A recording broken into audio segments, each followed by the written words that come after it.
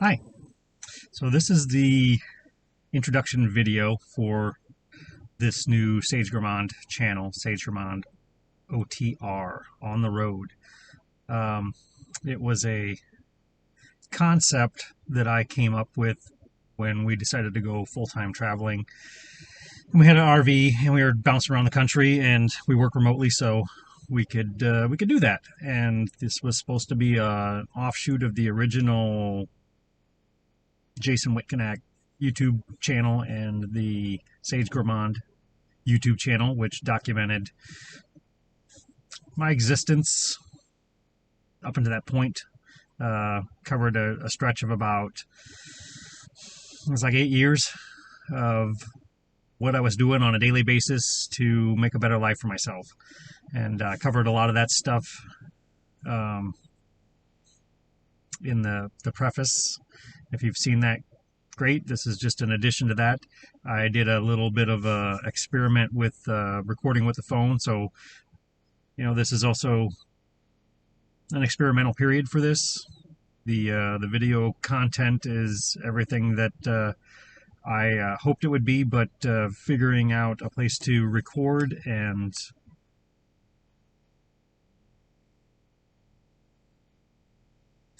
it's my work phone. I don't know what that number is. As a matter of fact, that's not even my work line. That's my private line on there. But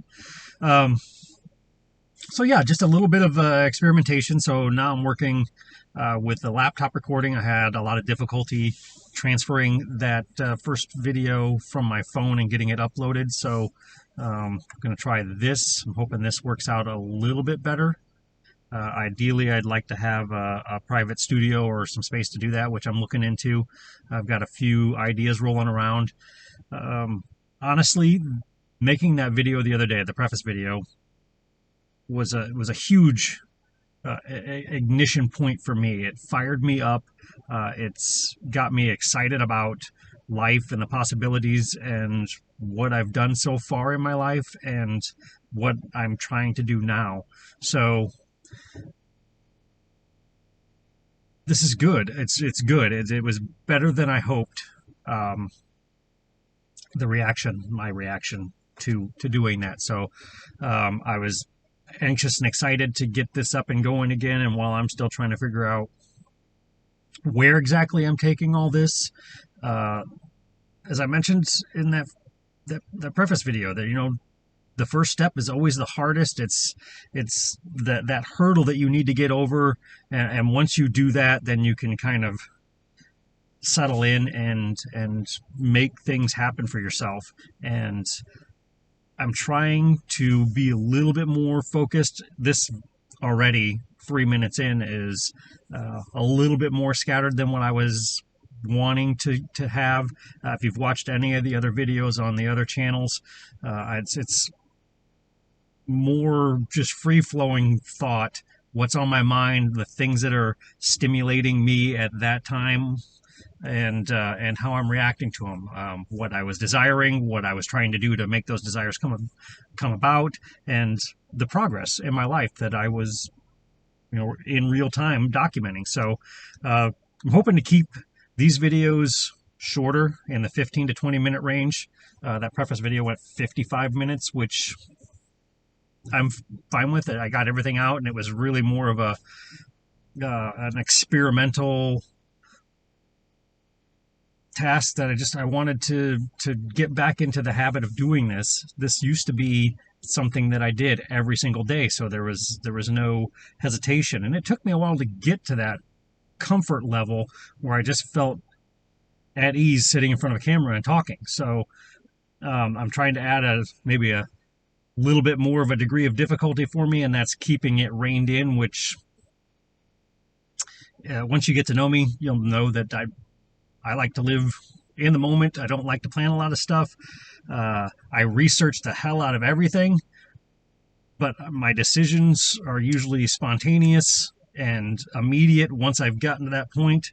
And I just like to have all the information before I choose which path I'm going to go on. So I spent years and years and years developing a philosophy of my own, which was pieces of other people's philosophies mixed with my own and my own personal ideas, and it's worked for me. And I can honestly say, and I'll say this over and over and over and over again, I've had a great life so far.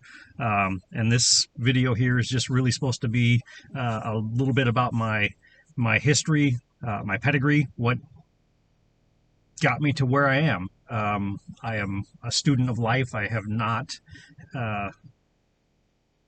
engaged in any higher education, and that was by design. There was a reason behind that, and at some point I'll talk about that. There's videos that I've posted before that cover that, but that's not the intent of this one. This is more about, who I am, the basics, what makes me me, what has driven my philosophy, how it's developed because of the things that I've experienced. So easy enough. Let's start with my name. My name is Jason. Last name is Witkenack. I am 50 years old. I live currently in Rockport, Texas. We spent the last 10 years in San Antonio, and I was born in Austin, on the Air Force Base. My dad was in the Air Force when I was born. My dad was discharged after his time was up, about 6 months after I was born, and he moved back with my mother to the Quad Cities, right on the Iowa-Illinois border. That's where I was raised, and with the exception of a year that I lived in Colorado when I went to school, I've lived there my whole life. So Midwest upbringing, couldn't get out of there fast enough.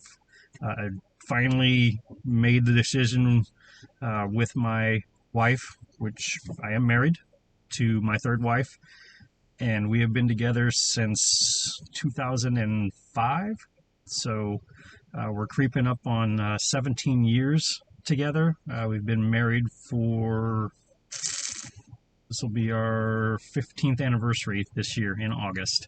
I have one biological child with my second wife, and I have 3 stepchildren.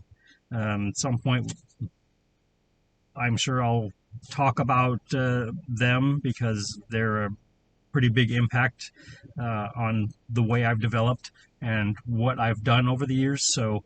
But for another video, I started working when I was 13 in a, well, I guess technically speaking, I started working when I was about 11. I started mowing lawns in our neighborhood for spending money, buy myself a bike, buy myself a boom box, and just stuff like that. I liked earning my own money. I liked having money to spend and being able to buy things for myself without having to ask my parents for it, and just the pride in earning something and the reward of getting something that you have wanted and doing it on your own. So I was ingrained with a pretty hardcore work ethic from my father, and we'll talk about that later on, but it helped get me to where I am today. I started my real first job as a cleaning person for a jewelry store that my mom worked at when I was 13. I was in 8th grade. I used to walk there 3 days a week after school, clean the cases, vacuum the floors, dump the garbage, miscellaneous stuff. I did that through the first couple of years of high school, from 8th grade until the first couple of years of high school. When I was a junior, I started working my first real tax-paying job, because that jewelry store job was just a cash under the table. I wasn't old enough really to work, so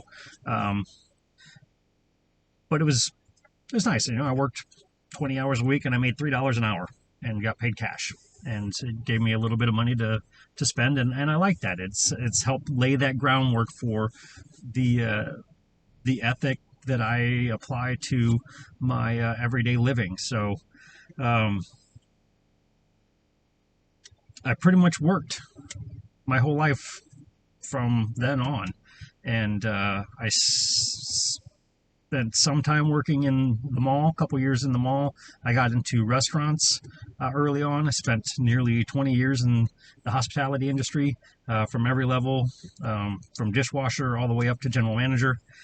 Spent number of years managing. I was trained as a chef, spent 3 years training with a chef in the Quad Cities, uh, recognized at the time as one of the best chefs in that area, and I absorbed everything I could from that individual and used that to keep moving forward. Hospitality industry, restaurants, hotels, that is my passion, and I'm looking at some point to create something of my own. But we'll see. I've tried a couple of times over the last 20 years to do something like that, and just hasn't really worked out. Startup capital has always been an issue for me, and the ability to share my vision with someone else and allow them to help me and be a part of it is not. It goes against what it just, as many times as I've tried, and I've gotten a little bit better over the years at trying to find somebody to work with, but I'm so particular in how I do things, and that passion and that fire is it makes me somewhat volatile sometimes in that environment, because I have an idea, I have a vision of the way that should be, and anything that deters from that is upsetting to me. So somewhere around 2011, I decided I needed to do something different. I had been building up to that for years. My wife and I decided we were going to move down to Texas, so we moved to San Antonio from the Midwest, and I got involved in property management. Wasn't my intention. That wasn't what I set out to do when I went to Texas, but that's what I did, and I've been doing that for the last 11 years now, minus a year that I took off to write my solo book, Mastering Your Illusion. I'm going to probably take chapters of that and make individual episodes about it. So even though that book isn't in print, I'm going to pass that information along chapter by chapter through this process, and hopefully at some point get to a point where I either can get a publisher to pick it up and do all the work and publish it and distribute it, or self-publish it, which is what I intended to do. I hired a writing and speaking coach somewhere around 2015, 2016, and he helped get me through that process, and I'm happy with the book. It's already been, for the most part, all the editing is done. I did hire an editor. I sent it off. Had the broad strokes done. There were some suggestions about rewriting, adding content, or describing some of the stuff that was in there in a little bit more detail. Most of that is done as well. Some of it I disregarded. I wasn't on the same page, I guess, as the editor. So for the most part, I took all of his recommendations and rolled with them and got that done. So it's there. It's something for me that's just kind of banked, and when the time is right, we'll do something with it. So I've had aspirations of being a writer since I was in elementary school, and at some point when I first started this whole process of recording, I really wanted to make a difference in people's lives, so I started creating content and trying to build myself up into a position of where I could use my experience and my approach to life to help other people find their happiness and find their abundance in life. And I struggle a little bit with the idea of coach or the concept of being a teacher, because that implies that I know something that you don't. I just have a different view of things. So all I'm trying to do is share my perspective, my perception and perspective, and I will mention that a lot. That is one of my key phrases, perception and perspective. It's actually the subtitle of my book, Surviving Perception and Perspective, and how that impacts the life you live and what you create. And I learn by doing. I absorb, I grow by action. So I live in my head a lot. So I have a constant barrage of theories and philosophies going on. And the last 13 years has been about practical application. Does it work? And can I repeat it over and over and over and over and over and over and get the picture over and over and over and over? Yes, I can, and I have. So I have a pretty distinct view of myself and the world, and I've taken a lot of different input from other philosophers, other writers over the years, and I've tried countless ways to apply that to the way you live your life, and I still do it. That's still what I am in the process of doing. So that's pretty much my background. I pulled everything that I know from my life. I've used every experience that I've had, every emotion that I've had, every idea I've had, every impulse that I've had, and I've played with them to see what happens when I do this. And I've thrown it out there into reality and gotten a pretty good understanding of what works for me, what makes me happy, how I can orchestrate and manipulate everything around me just by thinking about it. And it's not just me, anybody can do it. And it's just how you choose to view those things. And that is exactly what I'm trying to share with this whole video series, the Sage German on the road. And hopefully, as things go and more videos come out, I'll get a little bit more of a following. I mean, that's the intent, the desire behind all this, is to have an impact on somebody else's life. But it has to get to somebody else. They have to see it. They have to take the time to watch it and absorb it. So there's certain things that I'm going to discuss, I'm going to get into, that may not interest you at all. Great, skip them. This isn't all or nothing kind of a deal. You can pick and choose, and that's how I do it. That's how I live my life. I feel drawn to something, I feel attracted to something, and I go after it, and then I pick and choose what is valuable to me and what's not. And if you don't find anything valuable in any of the content, then you don't need to watch it. And hopefully, if everything goes as I am intending, then I will be able to have an impact on others and be able to share what has made my life so great.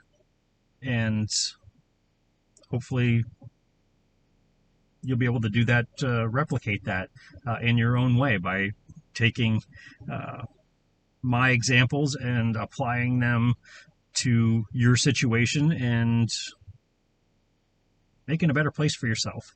So that's about it, and that's the basics for me. And we're creeping up on the 20-minute mark, so I'm going to go ahead and cut this off and sit down probably the next couple of days and type up some structured outlines and notes for some of the next episodes to come. And as fired up and as good as I've felt after that first one, I'm hoping that just keeps building, and I can and keep this up and provide more and more content as everything goes on. And then I've got a couple of other offshoot things that tie in with this that I would like to see come about, and hopefully share those along the way, and we'll have a good time with it. And that's it.